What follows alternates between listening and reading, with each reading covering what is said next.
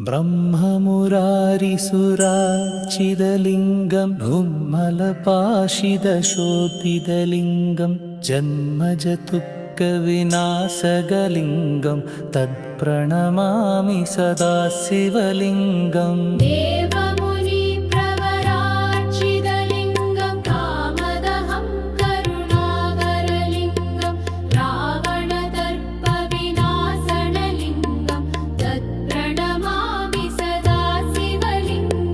सर्वसुगन्धिसुलेपितलिङ्गं पुत्तिविवर्तनकारणलिङ्गं सिद्धसरासुरवन्दितलिङ्गं तत्प्रणमामि सदा शिवलिङ्गम्।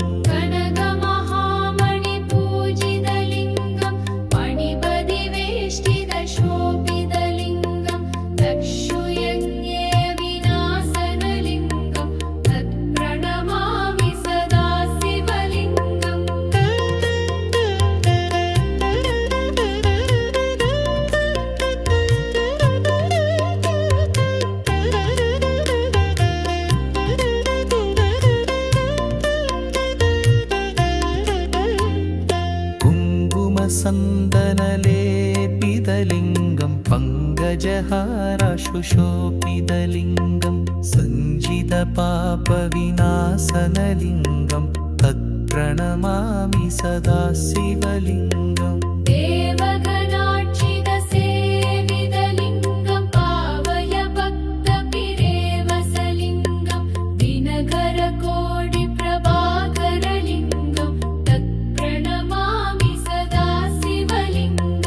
अष्टदलोपरिवेष्टितलिङ्गं सर्वसमुद्भवकारणलिङ्गम् अष्टदरिद्रविनाशनलिङ्गं तत्प्रणमामि सदा शिवलिङ्गम्।